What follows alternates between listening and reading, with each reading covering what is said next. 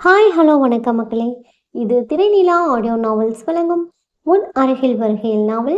வாசிப்பது நான் சரண்யா சாம்பர். வாங்க கதைக்குள்ள போலாம். அத்தியாயம் 15. ஹரி, வாடா வா. என்னடா திடீர்னு வந்திருக்க? அப்பா அம்மாவையும் கூட்டிட்டு வந்திருக்கலாமே. விஷால் காரை விட்டு இறங்கிய நண்பனை பார்த்து கைகளை விரிக்க, சரியா போச்சு போ. நானே அவங்களுக்கு தெரியாம ஓடி வந்திருக்கேன்டா என்றவாறு அவன் கைகளுக்குள் புகுந்து கொண்டான் ஹரிஹரன். தெரியாம வந்திருக்கியா? வாட் இஸ் த மேட்டர்டா? எல்லாம் மேரேஜ் மேட்டர் தான்டா. அவர் நிச்சயம் பண்ண பொண்ணை நான் திருமணம் செஞ்சுக்க மாட்டேன்னு சொல்லிட்டு வந்துட்டேன். ஏண்டா, ஏதாவது காதலில் சிக்கிட்டியா? காதலில் சிக்குனது மாத்திரம் இல்லடா, பொண்ணை கூட்டிட்டு வீட்டை விட்டு ஓடியே வந்துட்டேன். எங்களுக்கு நீ தாண்டா கல்யாணம் பண்ணி வைக்கணும். இன்னார்க்கு இன்னார் என்பது இறைவன் எழுதிய விதி. ஹரிஹரன் யார், சுமித்ரா யார்? இருவரும் எதிர்மறை துருவங்கள். சென்னையில் பிறந்து வெளிநாட்டில் படித்து மிகப்பெரிய ஏற்றுமதி இறக்குமதி நிறுவனத்தின் முதலாளியாக இருக்கும் ஹரிஹரன் எங்கே? தேனிக்கு அருகில் உள்ள கிராமத்தில் பிறந்து மதுரை ஹாஸ்டலில் தங்கி பிடிக்கும் சாதாரண கிராமத்து பெண்ணான சுமித்ரா எங்கே? இருவருக்கும் எந்த ஒரு சம்பந்தமும் இல்லை. அவனோ வைரங்களில் ஒளிரும் ஆடைகளை அணியும் உயர்தர குடும்பத்தில் பிறந்த அதிநாகரிக பரம்பரை பணக்காரன். அவளோ தங்கத்தை பெருமையாய் பேசும் கிராமத்தின் பெரிய வீடு என சொல்லப்படும் சிமெண்ட் போட்ட மாடி வீட்டின் செல்ல பெண்.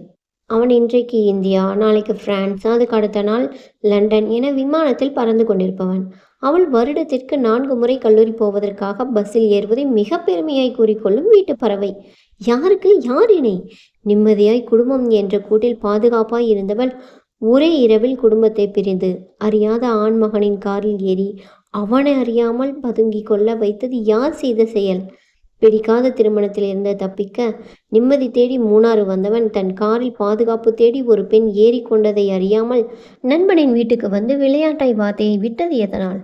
அதுவும் காதலித்த பெண்ணோடு வீட்டை விட்டு ஓடி வந்ததாய் விளையாட்டாய் ஏன் அவன் சொன்னான்? அதுதான் இறைவனின் விளையாட்டு.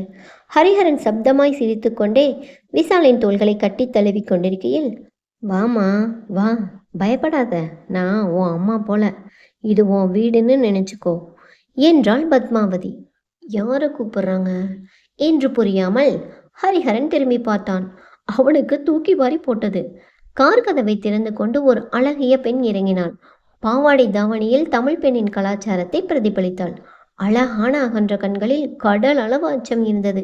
நீண்ட பின்னல் முழங்காலை தொட்டு கொண்டிருந்தது. கடலை மாவை நிறம், ஒல்லியாய் உயரமாய் இருந்தாள். தோளில் ஒரு டிராவல் பேக்கை மாட்டியிருந்தாள்.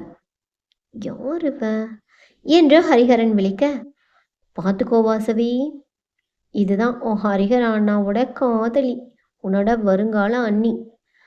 விஷாலின் மனைவி ரூபா அந்த பெண்ணின் கரம் பிடித்து கொண்டாள். என்னோட காதலியா? வருங்கால மனைவி வேறையா? என்ன விசித்திரண்டா இது! இவ பேர் என்னன்னு கூட தெரியாதே. இவ ஏன் காதலியா? என்று ஹரிஹரன் நினைத்து கொண்டிருக்கும் போதே, வாம் பேர் என்னம்மா என்று பத்மாவதி கேட்டாள். தன் வருங்கால மனைவி என்று நின்று கொண்டிருக்கும் பெண்ணின் பெயரை அறிய ஹரிஹரனும் ஆவலாய் அவளை நோக்க, விஷால் அவன் முதுகில் ஓங்கி ஒரு அறை வைத்தான். ஏண்டா, என்னவோ ஊர் பேர் தெரியாதவங்களை உத்து பார்க்குற மாதிரி அந்த பார்வை பார்க்குற? தாலி கட்ட இழுத்துக்கிட்டு ஓடி வந்துட்டு அறிமுகம் இல்லாதவங்களை பார்க்குற மாதிரி பார்க்குற பார், தடியா. ஆட பாவி என்றிருந்தது ஹரிஹரனுக்கு. இவ யாருன்னு எனக்கு உண்மையிலேயே தெரியாதுடா. இவளோட பேர் என்ன, ஊர் என்ன, எதுவுமே தெரியாதுடா என்று தனக்குள் நினைத்து கொண்டான் ஹரிஹரன். என் பேரு சுமித்ரா என்றாள் அவள், கண்களை இமைகளால் மூடி மூடி திறந்தவாறு. பயந்து தெரிந்தாள். உடை கசங்கி தலைமுடி கலைந்து இருந்த அந்த கோலத்திலும் பார்க்க மிக மிக அழகாக இருந்தாள். இயற்கை அழகு என்பது இதுதான் போல. ஹரிஹரன் விழிவிரிய அவளை பார்த்தான். புயலுக்கு தப்பி ஓடி வந்தவனை தென்றலை தேடி வந்து அணைத்து கொண்டதை போல அவன் உணர்ந்தான். நான் தேடின பொண்ணு இவதான், பட் இவ யாருன்னு தெரியலையே. எப்படி என் காருக்குள்ள வந்தா? ஏன் வந்தா? ஏதாவது குத்தம் செஞ்சுட்டு தப்பி ஓடி வந்துட்டாளோ? சந்தேகத்துடன் அவள் விழிகளை ஊடுருவி பார்த்தான் ஹரிஹரன். அவன் பார்வையின் வேகம் தாழாமல் சுமித்ரா தலையை குனிந்து கொண்டாள். அவள் உடல் நடுங்கியது. அடேங்கப்பா, உங்க சிநேகிதரை என்னவோன்னு நினைச்சேன். இந்த பூனையும் பால் குடிக்குமாங்கிற அளவுக்கு சாதுவா நம்ம முன்னால இருந்துட்டு அவரோட காதலிய பாருங்க, அப்படியே விழுங்குற மாதிரி பார்க்கறாரு. நீங்களும் இருக்கீங்களே. ரூபா கணவனின் காதுகளில் கூறியது எல்லோருக்கும் கேட்டு துளைத்தது. அவன் காதலிச்சுட்டு கல்யாணம் பண்ண கூட்டிட்டு வந்திருக்காண்டி, அப்படிதான் பார்ப்பான். நான் உன்னை கல்யாணம் பண்ணி வச்சுட்டாங்களேன்னு காதலிக்க ட்ரை பண்ணிட்டு இருக்கேன். என்னோட பார்வை இப்படிதான் இருக்கும். விஷால் மனைவிக்கு அவளை விட உரத்த குரலில் பதில் கூறினான். பத்மாவதி தர்ம சங்கடத்துடன் மகளை பார்த்தாள். வயது பெண்ணை வைத்துக்கொண்டு பேசுகிற பேச்சா இது? வாசவி, சுமித்ராவை உள்ள கூட்டிட்டு போமா என்று மகளுக்கு வேலை கூறி அவளை அங்கிருந்து அகற்ற முயன்றாள் அவள். வாசவி சுமித்ராவின் தோள் மீது கை போட்டு அணைத்து கொண்டாள். வா அண்ணி, நீங்க எவ்வளோ அழகா இருக்கீங்கன்னு தெரியுமா? எங்க ஹரியானாக்கு கல்யாணம்னு சொன்னா காத தூரம் ஓடுவாரு. அவரே உங்களை கூட்டிட்டு வந்திருக்காருன்னா நீங்க அதுக்கு தகுதியுடையவங்க தான் அண்ணி. I like you very much. You are so sweet. எங்க ஹரியானா செம்ம லக்கி. சுமித்ரா பதறிக்கொண்டிருந்தாள். யாரோ ஒருவனோடு அவளை சம்பந்தப்படுத்தி பேசிக்கொண்டிருக்கிறார்கள். அவனும் அவளை சைட்டடித்து கொண்டு நெடுமரம் போல் நின்று கொண்டு இருக்கிறானே. இவனுக்கும் தனக்கும் சம்பந்தமில்லை என்று எப்படி சொல்வது? இங்கே இருந்து உடனே வெளியேற வேணுமே. எப்படி வெளியேறுவது? அவள் கைகளை பிசைந்து கொண்டிருக்கையில் அந்த நெடுமரமே வாய் திறந்து பேசினான். உள்ள போ சுமித்ரா, குளிச்சுட்டு சாப்பிட்டு நிதானமா என்ன செய்யலான்னு யோசிக்கலாம், பயப்படாத. அவனது கண்களில் ஏதோ செய்தி இருந்தது. ஓரளவு புரிந்து கொண்டவளாய் அவள் வாசவியை தொடர்ந்து தன் பேக்கை தூக்கி கொண்டு உள்ளே போனாள். காரின் பின் சீட்டில் கதவை திறந்து தனது டிராவல் பேக்கை எடுத்துக்கொண்ட ஹரிஹரன் விஷாலை பார்த்து கூறினான். உடம்பெல்லாம் மூட்டுக்கு மூட்டு வலிக்குதுடா. முதல்ல குளிச்சுட்டு அம்மா கையால் பரிமாறுற சாப்பாட்டை ஒரு வெட்டு வெட்டுறேன். அப்புறமா எல்லாத்த பற்றியும் பேசலாம், ஓகே என்றான். அதுவும் சரிதான். நீ பெரிய அட்வென்ச்சரஸ் வச்சுட்டுல வந்திருக்க. உன் காதலியை பார்த்தா கட்டுப்பாடான கிராமத்தில் வளர்ந்த குடும்பத்து பொண்ணு மாதிரி தெரியுது. உன்னை நம்பி உன் பின்னால் வந்திருக்கான்னா உன் காதல் எவ்வளோ உறுதின்னு தெரியுது. விஷால் கூற கூற ஹரிஹரன் வாய் விட்டு கடகடவென்று சிரித்தான். கண்களில் நீர் வரும் அளவிற்கு விழுந்து விழுந்து சிரித்தான். இப்படி மனம் விட்டு சிரித்து எத்தனை நாட்கள்? இல்லை இல்லை, வருடங்கள் ஆகின்றன. யார் என்று ஊர் பேர் தெரியாத அவன் முன்னே பின்னே பார்த்திராத ஒருத்தி தென்றல் போல் தெரிகிறாள். மான்குட்டி போல் மருளுகிறாள். வழி தவறிய ஆட்டுக்குட்டி போல் மிரளுகிறாள். பாவம், அவளுக்கும் அவனுக்கும் காதலாம். அது உறுதியானதாம். அவர்கள் இருவரும் ஒருவரையொருவர் கையை பிடித்து கொண்டு சினிமாவில் வரும் காதலர்கள் போல ஸ்லோ மோஷனில் ஓடி வேறு வந்திருக்கிறார்களாம். என்ன ஒரு வேடிக்கை! அத்தியாயம் 16. நேற்று முதல் நீ யாரோ நான் யாரோ, இன்று முதல் நீ வேறோ நான் வேறோ. ஹாலில் இருந்த டிவியில் ஏதோ ஒரு சேனலில் பழைய பாடல் ஒளிபரப்பாகிக் கொண்டிருந்தது. வீட்டிற்குள் நுழைந்த ஹரிஹரன் அந்த பாடலில் மனம் லயித்தான். யார் அவள்? நேற்று வரை அவன் அறியாதவள். இன்று அவன் காரிலிருந்து அவன் கண் முன்னே இறங்கி நின்றவள். எது எப்படியோ ஹரிஹரனுக்கு இந்த நிலை மிகவும் பிடித்திருந்தது. சாயப்பூச்சிகள் என்று இயற்கை வனப்புடன் முகம், அலங்காரமில்லாத அதி அற்புதமான அழகு, மேலாடை சிறிது விலகினாலும் பதறி சரி செய்து கொள்ளும் குணம், அந்நியர்கள் முன் நிற்க பயந்து மருண்டு நின்ற அவளது தோற்றம். நினைக்க நினைக்க இவளை முதலிலேயே பார்த்திருந்தால் கட்டாயம் தான் காதலித்திருப்போம் என்றே ஹரிஹரனுக்கு தோன்றியது. ஆர்ப்பாட்டமாய் கொட்டும் நயாகரா நீர்வீழ்ச்சியை தாங்க முடியாது என்று விலகி வந்தான். அவன் கண் முன் அழகிய நதியாய் எழுந்து நிற்கிறாள் இந்த பெண். மூணாறு வந்தவுடனே எதிர்பாராமல் நேர்ந்த இனிய திருப்பம் கண்டு ரசித்து சிரித்து கொண்டான் ஹரி. பிஸ்னஸில் 1000 சவால்களை எதிர்கொண்டு ஜெயித்து வெற்றி வகை சூடியிருக்கிறேன். அழகிய பெண்ணின் மனதை இதுவரை ஜெயித்தது இல்லையே. யார் அவள்? சிந்தனையுடனேயே குளித்து சாப்பிட வந்தான் ஹரி. சாப்பிடும் அறையில் அவளும் இருந்தாள். குளித்து முடித்த அன்று பூத்த பனிமலர் போல் அவள் நின்ற தோற்றம் மூணாறு மலையின் சீதோசனம் ஏற்படுத்திய சிலுசிலுப்பை விட அதிக சிலுசிலுப்பை அவனுள் ஏற்படுத்தியது. கருநீல நிற பட்டு பாவாடை, பஞ்சு மிட்டாய் ரோஸ் கலரில் கெட்டி ஜெரிகை பார்டர், அதே பாவாடை தாவணியிலேயே வெட்டி தைக்கப்பட்ட ஜாக்கெட், பார்டரின் ரோஸ் கலரில் சிஃபான் தாவணி, அதே பாவாடை தாவணியிலேயே வெட்டி தைக்கப்பட்ட ஜாக்கெட், பார்டரின் ரோஸ் கலரில் சிஃபான் தாவணி. அழகாய் பின் பண்ணி தாவணியின் ஒரு முனையை இழுத்து செருகியிருந்தாள். நீண்ட கருங்கொந்தலை வாரி பின்னலிட்டிருந்தாள். பின்னலில் பத்மாவதி வைத்து விட்டிருந்த நெருங்கி கட்டப்பட்டிருந்த முல்லை சரம், காதுகளில் தங்க ஜிமிக்கைகள், கைகளில் 2 தங்க வளையல்கள், கழுத்தில் தடினமான தங்க செயின். 2 அன்னப்பறவைகள் ஒன்றோடு ஒன்று முகம் பார்த்து கொள்வதைப் போலிருந்த டாலருடன் தொங்கிக் கொண்டிருந்தது. டாலரின் கீழ்ப்புறம் வரிசை கட்டியிருந்த தங்கமுத்துக்கள். அவளுடைய நகைகளே அவளது கிராமிய பழமை சார்ந்த நாகரிகத்தை விளக்க, இது போன்ற பெண்ணை இதற்கு முன் பார்த்திராத பட்டினத்து ஹரிஹரன் ஆச்சரியத்துடன் அவளை ஏற இறங்க பார்த்தான். இவன் ஏன் இப்படி பார்க்கறான்? சுமித்ராவிற்கு முகம் சிவந்தது. இவன் என்ன பொண்ணுங்களையே பார்த்தது இல்லையா?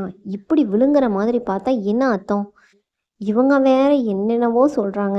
இந்த சமயத்துல இவன் இப்படி பார்த்தா அது உண்மை ஆயிடாதா? அவள் சங்கடத்துடன் இதழ் கடித்து தலை கவிழ்ந்தாள். அள்ளி மலர் போன்ற அவள் முகம் குனிந்த நிலம் பார்த்த விதம் ஹரிஹரனை ஈர்த்தது. அவன் பார்த்து பழகிய பெண்கள் வேறு ரகம். நுனிநாக்கில் ஆங்கிலம் பேசி நேராய் முகம் பார்த்து ஆண் பெண் வித்தியாசம் இல்லாமல் பழகும் பெண்களைத்தான் அவன் அறிவான். இவளை பார்த்தது போல் அவன் வேறு எந்த பெண்ணையும் பார்த்தது இல்லை. இப்படி வைத்த கண் வாங்காமல் அவன் அறிந்த பெண்களில் ஏதாவது ஒரு பெண்ணை அவன் பார்த்திருந்தால் இந்நேரம், ஹே Hari, why are you looking this type of manners? What do you want? Are you mad? என்று கிண்டல் அடித்து சிரித்திருப்பார்கள். இவளோ அவன் விழி பார்க்க முடியாமல் அவளது விழி தாழ்த்தி கொள்கிறாள். நாணம் அவன் அறியாதது, அவளிடம் அவன் அறிந்தது. இந்த நாணம்தான் ஒரு பெண்ணுக்கு எத்தனை அழகை கொடுக்கிறது. தன் பார்வையில் நாணம் கொண்டு ஒரு பெண் தலை சாய்ந்தால் அச்செய்கை ஒரு ஆணுக்கு எத்தனை கர்வத்தை கொடுக்கிறது. பாண்டிச்சேரியில் முதன்மையான பணக்காரன் என்ற பெயர் தராத கர்வத்தை தொடங்கிய சில வருடங்களிலேயே சென்னையின் ஏற்றுமதி இறக்குமதி வர்த்தகத்தில் கொடிக்கட்டி பறக்கும் மிகப்பெரிய தொழிலதிபன் என்ற பெயர் தராத கர்வத்தை அவளது நாணம் அவனுக்கு அளித்தது. ஹரிஹரனின் ஆண்மை அவள் நாணம் கண்டு கர்வம் கொண்டது. டே, எத்தனை தடவை தான் சொல்றது? சாப்பிட உட்காரேண்டா. எவ்வளவு நேரம்தான் சைட் எடுப்ப? உன் காதலி தானே, முதல்ல சாப்பிட்டுட்டு அப்புறமா சைட்டடி. கிணத்து நேரம் ஆற்று வெள்ளமாக கொண்டு போகுது. இவங்க உன்னோட வீட்டு புறா. நின்று நிதானமாக அவங்கக்கிட்ட காதல் கதை பேசு. முதல்ல இப்போ சாப்பிடு. விசால் ஹரிஹரனின் தோலை பிடித்து நாட்காலையில் அமர வைத்தான். ஹரிஹரனின் பார்வை சுமித்ராவை விட்டு விலகவில்லை. அவன் பார்வை வினவியது. நீ என் வீட்டு புறாவா? சுமித்ரா தடுமாறி விட்டாள். என்ன மாதிரியான பார்வை இது?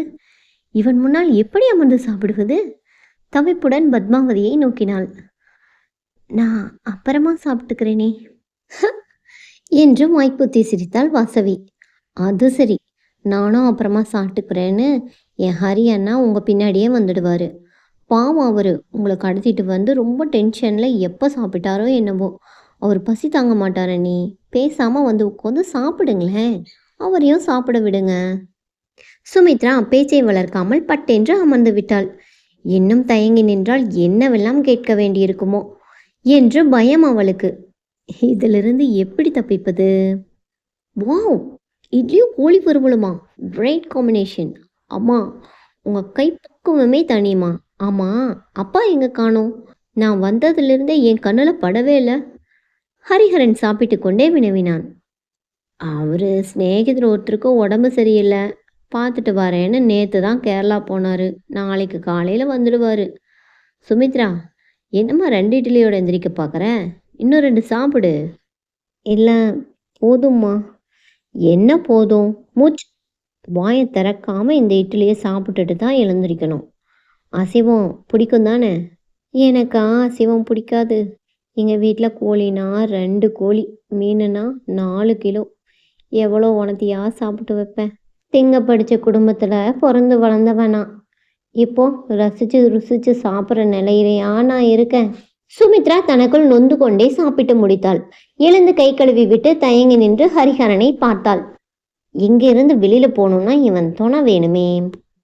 அவனும் அப்போது அவளை தான் பார்த்து கொண்டிருந்தான். கவலை படிந்த அவள் கண்களை கண்டதும் ஆறுதல் அளிக்கும் புன்னகையை உதிர்த்தான். உன்னை போல என்னால் அரைக்குறையாக சாப்பிட்டு வர முடியாது. நான் சாப்பாட்டு பிரியன். அதுவும் அம்மாவோட கை சமையலுக்கு தீவிர ரசிகன். எப்போதாவது ஒரு முறை தான் இங்கே வருவேன். அடுத்து எப்போ வர முடியுமோ? ஏன் அண்ணா, நீங்களும் அண்ணியும் ஹனிமூனுக்கு இங்கே வர வேண்டியது தானே? வாசவி கூறவும் ஹரிஹரன் சுமித்ராவை ஆழ்ந்து ஒரு முறை பார்த்தான். அவன் எதிர்பார்த்தது போல அவள் கண்களில் கலக்கம் மறைந்து நாணம் குடிக்கொண்டது. ஹரிஹரன் லேசாய் உதடு கடித்து கொண்டான். அவன் கண்கள் மின்னின. இது போன்றதொரு உணர்வை இதற்கு முன் அவன் அனுபவித்ததே இல்லை.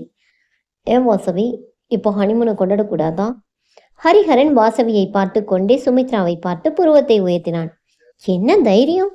சுமித்ராவின் மனதில் கோபம் தோன்றுவதற்கு பதில் என்னவென்று அவளுக்கே புரியாத இனம் விளங்காத இதம் தோன்றியது. அட அறிவு கெட்ட மனமே, இவ யாரோ எவரோ கொஞ்ச நேரத்தில் அவன்கிட்ட நடந்தது எல்லாம் சொல்லிட்டு விட்டு விலகி போக வேண்டிய நேரத்தில் அவனை பார்த்து சுக்கி போய் நிற்கிறையே. தன் மனதை கடிந்து கொண்டாள் சுமித்ரா. ஆனால் சற்று நேரத்தில் தோட்டத்தின் தனிமையில் அவனை சந்தித்த போது அவளுக்கு எல்லாம் மறந்துவிட்டது. அவன் அருகாமை மட்டுமே நினைவில் நின்று தொலைத்தது.